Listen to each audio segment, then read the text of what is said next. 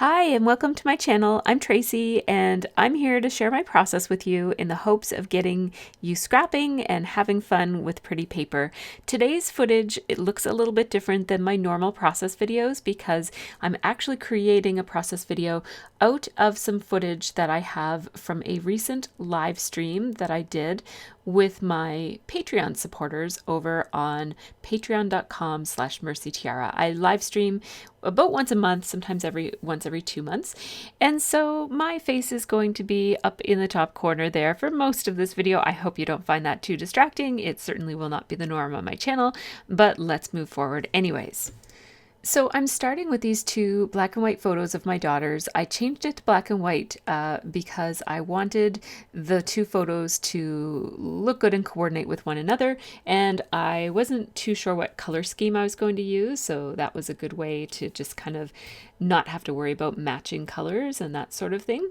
And so you see me just taking some stuff out of my stash. I have pulled out a couple of different sticker sets, and these I store on my Clip It Up. So before I started this process, I just headed over there and picked out a number of different sticker sets that I thought might match with either the message I was wanting to talk about or the theming.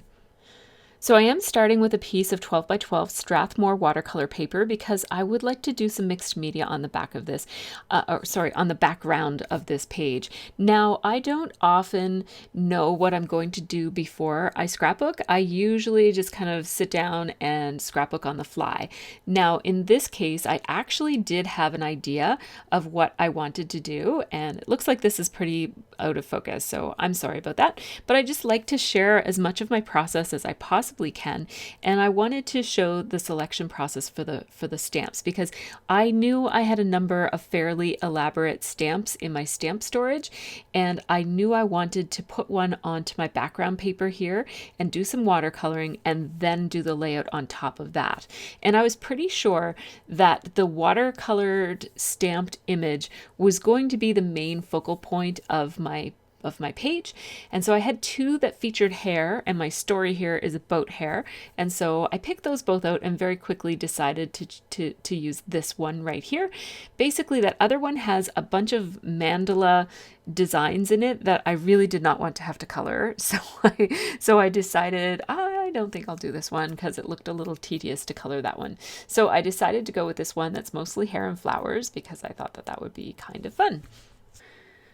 So now I just got up to get my Misty tool. This is the most incredible stamping tool invented, and I have the ginormous one, which is called the Memory Misty, and this is for scrapbooking. So it is big enough to fit a 12 by 12 piece of paper, which is so wonderful for background stamping.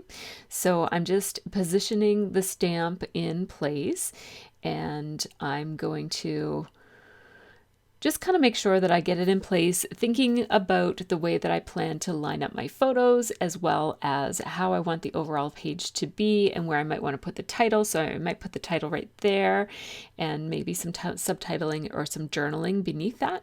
And so that was my thought process. I'm just going to pick that up on the window, on the door of the Misty tool. And I actually had an extra piece of foam in there that I don't need in there when you're stamping with a rubber mounted stamp. You don't need to have the foam in place. So I just took that out. And I'm going to use Versa Fine for this, and I'm actually going to emboss it because what I'd like to do is have an embossed image that then I can freely watercolor over, and I know that black image will stay crisp black because it will have that wonderful, yummy plastic coating over it to keep it nice and rich and deep. So I'm double stamping, which is possible with a stamp positioning tool like this. And I used Versa Fine because it does stay wet and sticky for a while. It's quite a sticky ink and it does stay wet for a while. So it allows you to do a little bit of clear embossing here. I did not use a powder tool before I did this, and so I was a little hesitant and wondering whether it was going to make a mess, but it's fine. If it did make a mess, I would have just started all over again. I'm only 2 minutes into the process at this point. It's not a big deal if I have to throw this away. But it turns out it turned out amazing. And so I love watching embossing powder melt. It's one of the most satisfying parts of scrapbooking. If you haven't incorporated heat embossing into your process yet, do it. You will not regret it. It is fun and so satisfying. So I'm just using my heat tool there, and look at how rich and beautiful that image looks. It's just gorgeous. These stamps are such beautiful pieces of art. They are from Prima and they're absolutely gorgeous. This line of stamps is called Prima Princess, and the one that I'm using here today is called Zara. It's so pretty. And it feels so nice too. It's like nice and plasticky and smooth under your hand. So I like that. I am going to use my Zig Clean Color Real Brush markers. And so I have my chart out there. This is just a chart that I found online and printed up, and it gives you little spaces to put little samples of all of your markers. And then I would kind of color it in halfway and then use water to spread it the rest of the way so that I could see how these colors look when they're full strength as well as when they are used in a watercolor kind of a way. So I had to grab some paper towel and my water brush. I'm using my Prima water brush that you see me there playing with in my hands with the other markers. The purple one there is my Prima water brush. Any water brush will do though. And I'm just using a couple of shades of pinkish beige here.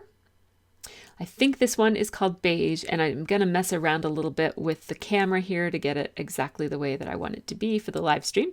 And so I'm coloring this in, and then the other color that I'm using is called blush. I think this one is called natural beige, and then this darker one is called blush. And as you can see, I'm not being very careful to be perfect. I don't care if it's blobby or leaves lines or anything like that, because I know I'm going to come back with my water pen and just water that up, and it just flows around on the page. This is watercolor paper, so it's made to work with water, and the water will absorb into the paper, but it won't buckle. It'll be really beautiful. So I just added a little bit of red there, maybe a little bit too much, but that's okay because you can always blot it off. These watercolor markers are incredibly forgiving. So as you see, there was quite a bit of red on her lips there, and I just watered it down and basically kind of absorbed it up with the sponge. Not with the sponge, with the paper towel, of course. So I'm using a fairly dark brown here because my daughters both have fairly dark brown hair, and this layout is all about them and sort of inspired by them. So you see I lay the color down on the paper, and then I don't want to wait too long before I add that water and start pulling it up off of the page, because if you wait too long, what happens is that original full strength pigment of color will start to gradually absorb into the paper, and then it's not going to move around quite as well. So you'll see actually that I make the mistake of trying to color too much without blending when I go to do the flowers. First, I'm just going to pick the colors of the flowers, and I'm sorry that I don't have the names of the colors for you here. I think it's not really important for you to know exactly what colors I use, because I wouldn't encourage you to exactly do what I do, but just kind of try to pick some colors that work for your color scheme. So I did want some orangey yellow centers of the flowers, and I'm pretty sure I used bright yellow there because it's one of my favorite yellow colors. And then I'm using a light, kind of like a soft purple for around the centers of the flowers. And then I think I'm going to use a bright fuchsia color as well, just to give it a little bit more interest. I don't like to use only one color on these flowers. And then see, here's where I went wrong. What I should have done is started to blend already and then added this pink. But what's happening here is some of the original coloring that I've done is now starting to sink into that paper, and it's not going to move around quite as well as I would have liked it to, and certainly isn't going to move around quite as well as the brown did, but it will move. So you'll see it's not going to look bad. It's just not going to move quite as much as I would have liked it to have moved. But c'est la vie, it still looks really beautiful. I love these colors. They're so bright, and I really wanted to add some nice bright colors to this background image because I knew that my photo itself was going to be black and white, and I also was pretty sure that my title would probably end up being black, just to give it a lot of emphasis and boldness. So I wanted to make sure I went with pretty bright colors in the florals of her hair. And here I'm just working it. I mean, it looks fine the way it is. I could have finished already, but I just decided to keep on working it and get it nice and blended. There are some places that you can see are quite a bit more bright fuchsia, and that is where the marker did sink into the paper a little bit. And this paper is very, very forgiving because it's the watercolor paper, and so I can, add as much water as I want and sop it up and then add more and sop it up more, and this paper is going to stay very, very sturdy. I'm just adding a little bit of this more reddish color brown just to add a little bit of dimension and interest to her hair and make it look rich and beautiful and more like real hair. And as you can see, there's no rhyme or reason. There are a few leaves in her hair, so I'm just taking some green. Any old green will do. It doesn't have to be the same green that I used, and just adding green wherever I see something that looks more like a leaf than a petal. And I wanted to just clean off my brush. That's what I was doing there with the piece of paper towel, because my brush had absorbed quite a bit of the pink, and I didn't want the pink and the green to mix, or it would turn a really lovely shade of brown, which is not what I want for my leaves. So that's looking pretty good, actually. There's a few spots that I just need to dab up a little bit of that color and blend out a little bit. I'm just using the example on the page as a guide for where I need to add a little bit of shadow. And what they did was they seem to have colored the darker colors right around where the lines are on the stamp. So I just decided to do a little bit of that, blending out those flowers even more. And there is my background. What do you guys think? I quite like it. It's such a pretty image. Now I do want to, so I'm just spraying the whole thing with water and just sopping it up. And as you can see, that's not lifting a whole lot of color. It's just kind of, I just wanted it to be a little bit more muted. I took the same markers that I had been using, added a little bit of water, and now I'm just flicking it off of my stamping. That's just a stamp block. And that just gave me a really light splattering of that very light shade of the fuchsia. And now I'm going to add some, let me see, what is this? White. So this is white Liquitex ink. It's acrylic ink, so it's like a very, very runny paint. It's highly pigmented like a paint is, but it's very liquidy, and it's more pigmented than if you just added water to paint. So this is one of my favorite mixed media products. I adore these inks. And so you see, I just did the same thing there. I put the ink on, I added a tiny bit of water just to make it move a little bit more on my block, and then I just flicked it, and I'm flicking it with my water brush. Now, don't leave Liquitex ink in your water brush, or it will dry hard and it won't work very well as a water brush anymore. So make sure that if you use your water brush for something that isn't watercolor, that you wash it out really, really, really, really well. I'm just using my heat tool to dry all of that flicker, and the flicks of white, especially some of the really big blobs of white, really do a great job. So here I am just realizing, oh, wait a second, I shouldn't have gotten acrylic ink in my water brush. So I'm just working on kind of cleaning that out, and then I switched to a regular brush. And I wanted a little bit more white splatter all over the place, and I'm trying to splatter it in all different directions so that it has a really nice, interesting look. Of course, white on white, you're not going to see a whole lot of it, but you do see a bit of the detail. So I just need to clean up my surface a little bit. I'm just using a plain old baby wipe for that, and I'm drying it, and don't worry about that blob. See that big blob in her hair? That's all right.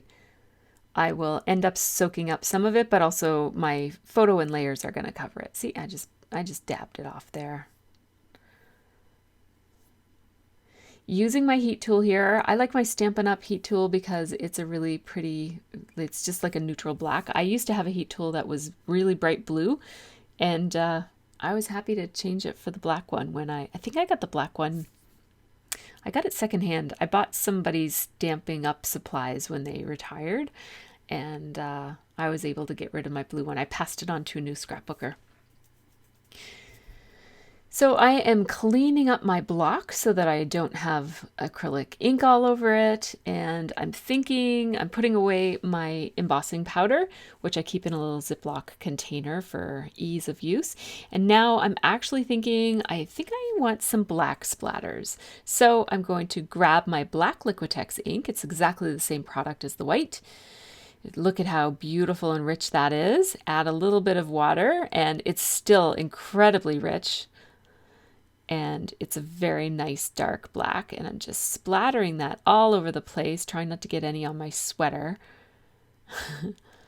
And I am getting, you know what? I got some on my computer, I got some on my mat, I got some on my table. I got a little bit all over the place, but that's okay. It's just acrylic ink. It'll scratch off of most surfaces with your fingernail. I really love how these splatters have this real splat look, like they've got little legs that kind of stretch out from them. They're really pretty. You might see it in some of the close-ups at the end. Again with the heat tool, and look at how beautiful that is. Now that is a background. What a beautiful stamp. I have to pull those stamps out some more because they're just so pretty. This is a layout about both of my daughters' hair, how they're at that age where they're starting to pay more attention to their hair and wanting it to be a certain way. And one of my daughters is really into flattening her hair and straightening it every single day. And one of my daughters is really into doing everything she can to emphasize her natural curl. And so she scrunches it and bunches it and tries not to have it be too straight when she's laying on it at night. And that's so funny. This is some Tim Holtz tissue paper. He used to make this. I don't know if they still make this product, but it was an old Ranger product, and a YouTuber who sent me a bunch of stuff in the mail one time wrapped her stuff in this, and I've been using it ever since. It's really gone a long way. I use it in little bits over many, many, many years. It's done me well. And what I really love about that layer is that it is mostly see-through, which means that you can see that pretty background. Now, I have in my texture drawer, I had that tissue paper, which looks like newspaper, but I also had this paper bag. And I find that white paper bags have a little bit more texture and interest to them than a typical just piece of white cardstock or white paper. So I do hang on to white paper bags whenever I get them. Pharmacies usually give you something in a white paper bag. And so when that bag is gone, that was from a jewelry store, but when that one is gone, then I'll grab the next pharmacy bag that I get because I like to always have one on hand. I use Stampin' Up! Dimensional adhesive to give little bits of lift in different parts of my layouts, and this just allows these layers to cast a little bit of a gray shadow all around and underneath, depending on the angle at which you look at it. Now, as I layer this, I am covering some of the stamps, the lady's face, and I'm okay with that. I kind of like the half covered. It's already more than half covered by her hair, but I really like the look of her almost like peeking out from behind the photos, and it allows her beautiful flowing hair and the flowers in her hair to just be that frame of my photos. So now I'm starting to think about embellishment. So I'm pulling out those stickers that I've already showed you, and these are from Crate Paper, I believe. And I'm just putting a couple of little border strips of stickers in a few different places. This anchors the photos on the page and gives them a little home to live in and frames them up a little bit. So I've got the navy blue, just adds a little bit of I guess, strength to the layers, and then that beautiful gold one just anchors everything on the horizontal at the bottom.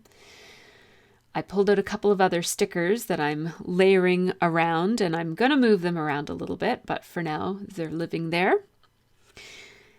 And I'm just doing a lot of browsing, just having a look through my supplies. And I definitely want to use some of these chit chat word stickers from Tim Holtz, but I'm not going to use them quite yet. Heading back over to my Clip It Up, you can see me over there in the background looking through. And I'm actually thinking that I might pick a title from an old set of thickers. And so I'm going over there and I'm getting a couple of different options. You see, I've got this one set and this set. They're actually, I believe, the same set, but I've got two of it and I've used different stickers from each one. So they look different. I believe these are from, they could be from Vicky Bouton or Maggie Holmes or something. They are thicker brand anyways, and I will tell you the name of them. They are called Good Thing, and they are a very good thing. So I want the title to be Shine On because, you know, their hair is kind of shiny. I'm just going to play around with placement because I'm not sure exactly how this is going to go. But I really like this title, Shine On, and it's not, there's a problem here. Do you see what it is? It's that the readability of the word shine is not that great because there's not enough contrast between the letters and the background. So the N and E and the little lines that are around it are not standing out enough compared to the SH and I and the word on. So I'm thinking about perhaps changing my title. I'm thinking about a bunch of different things. So one thing that I'm going to do is experiment with maybe changing the color of these word stickers. These are puffy. So they're not puffy actually. They're foam. So they're a black foam word sticker, or like the equivalent of a letter sticker, but they have this thick layer of glitter, and the glitter is embedded into it in a way that it's not going to crack off. Like it's chunky glitter, but it's very solidly adhered to the sticker. So as you can see, my Copic marker didn't cut it, and that other alcohol marker didn't cut it. The Liquitex ink didn't cut it. It's just like soaking into the background, like into the foam underneath instead of standing on top. So now I'm thinking maybe I'll just leave it as it is. Not every layout has to be perfect. Do I, I guess I'm trying to decide, is this a big enough problem that I need to spend more time trying to solve it? Or do I just need to move on and just get it in my book? So I'm going to have a look at my Rascog and see if I can find any other letter stickers, preferably black ones because they'll give me the contrast that I'm looking for, that I might be able to use here. And in the meantime, maybe I'll change my title altogether, or maybe I'll just find different letters that I could spell the word shine and leave on as it is. I'm kind of, anything is an option at this point. So I took out some of my black foam letter stickers. And as you see, I'm going to move this shine and put it over there and play around with what else I might want to do. Now, I don't have an E in this, so it looks like I'm spelling out shink, but I'm not. I'm going to put a little line to make that C into an E. Just like that, we've got an E. And you know what? That's kind of cute. I kind of like the makeshifty look of that, and I don't mind that at all, actually. It looks kind of cute. Shine on. But I think one thing that I learned from trying that is that I think I would like to use this word shine because it coordinates better with the word on. It seemed to me that like when I used that black foam letters, that the word on just really didn't seem to belong anymore. It was too different and far away. Like it just, you can mix and match letter stickers for sure. And I do that a lot. You guys know that. I'm trying an ink pad here. I'm back to the idea of maybe I can just use shine.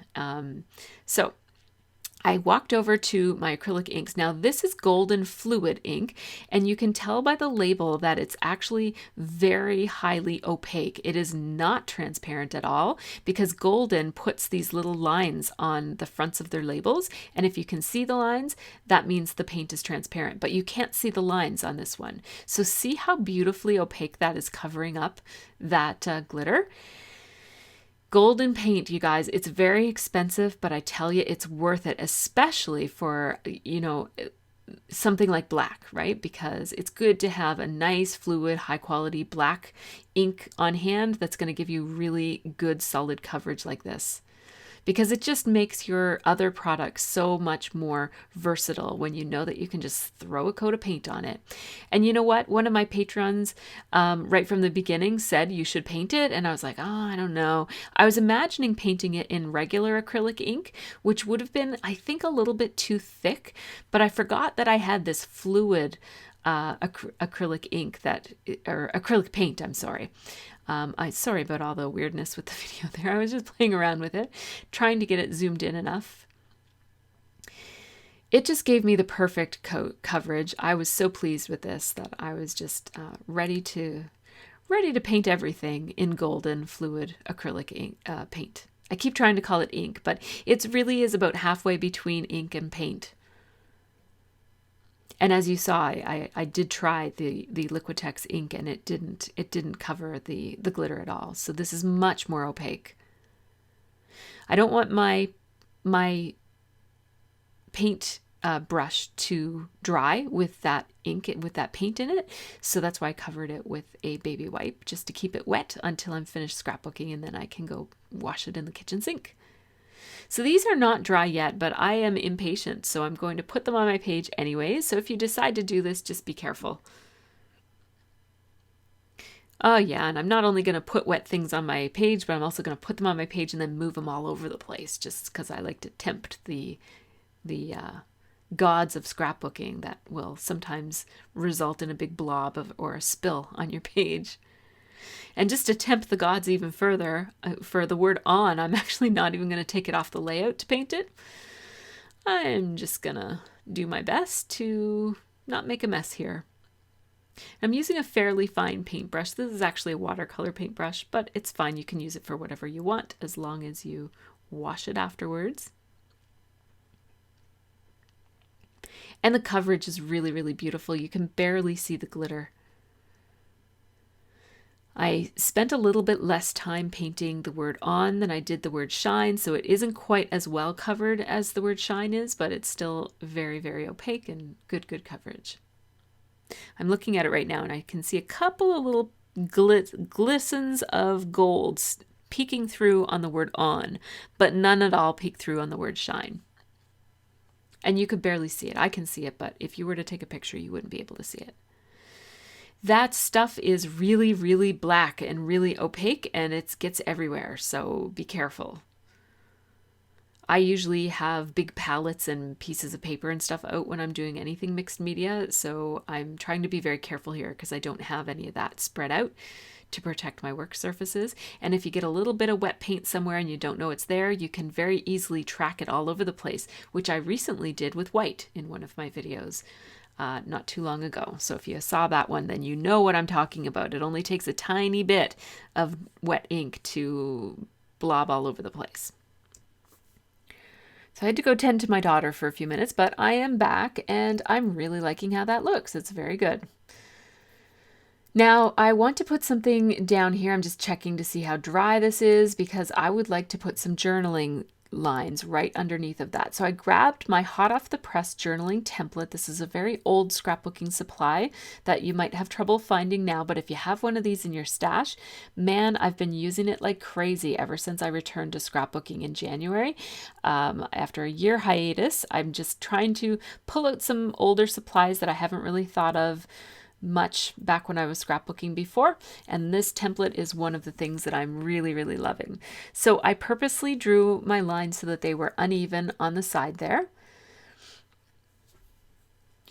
And I'm just thinking about what on earth it is I'm going to write on these lines because I don't have all that much room to write a big long story, but oh, also, I was really worried about the ink being wet, like the paint being wet. So I put a piece of wax paper between my hand so that I could rest my hand comfortably on the layout, but not spread black ink everywhere.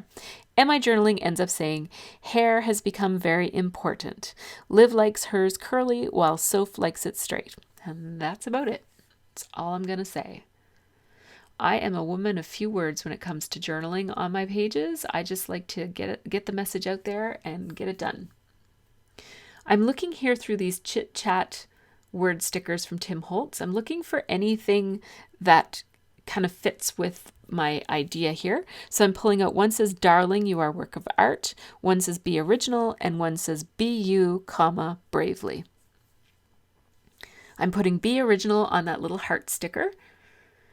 I think that's a Dear Lizzie heart sticker. I'm breaking this one into 3 pieces, the "Darling, you are a work of art," and putting it over on Sophie's picture. And then the third one I'm going to put up in my secondary cluster up in the top here. It says, "Be you, bravely." Just going to straighten that out a little bit. And now I have, so those word stickers show up in 3 places. That gives me a very nice visual triangle on my page. And now I'm just going to further embellish that triangle. So I've got these outline stickers.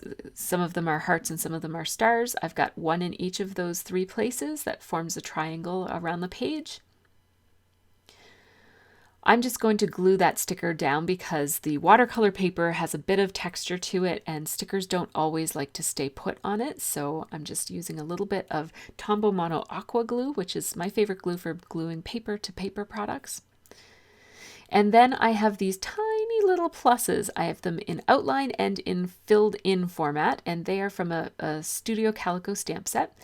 And I'm just further emphasizing those 3 little clusters by placing a couple of outline and a couple of solid plus stamps in each of those places. Repeating elements on a page like that really pulls the page together and makes it look nice and cohesive. The use of repetition really helps to strengthen the unity of a page for sure. Again with my Tombow Mono Aqua Glue, which is again really great for paper to paper. It's not that great for gluing non-paper to paper. I tend to use Tombow Mono Multi for that. That's the one in the green and white bottle. And I'm putting a tiny, tiny little date there, just handwriting it. It says January 2020. And look at that page. Is it done? I bet you think it's done, don't you? But I need one more thing. I'm looking for, and no, not gold thread, but I'm looking for my upholstery thread, and I actually haven't used it in over a year, so I wasn't sure if I'd be able to find it, but I did. What I love about this upholstery thread is that it is thicker and heavier than regular thread, and it also holds its circular shape from being on the spool, and so it stays, it doesn't get pointy and it doesn't get quite as messy as regular thread does. And of course it's heavier, so it's a little bit easier to see with smaller amounts. Now somehow I ended up with 2 pieces of it. I didn't cut 2 pieces, but it kind of fell apart in my hands and I realized, oh, I've got 2 pieces here. So it's easy to spread it around my layout. I'm putting it in the 2 little corners. I'm not going to put any up in the top secondary embellishment cluster, but I'll just put it where the mixed media is. And it just adds a little bit of softness and a little bit of texture to the page. Here are the photos of this layout. As you can see, that mixed media background just adds that perfect little framing for these 2 small Instagram photos that I have of my daughters. And take a look at how beautiful. You can still see the texture of the glitter, but it just looks like a beautiful pebbly finish on those word stickers. And see, you can see a little bit of the gold peeking out. If I had taken a little bit more time and put a thicker coat on, that wouldn't peek out at all, but I don't mind it at all. See, the shine is more, it doesn't come through as much on the shine word because I did take my time a little bit more. I love how these word stickers, "Darling, you are a work of art," float above the page, and that is because of those foam adhesive pieces that I put in between my layers.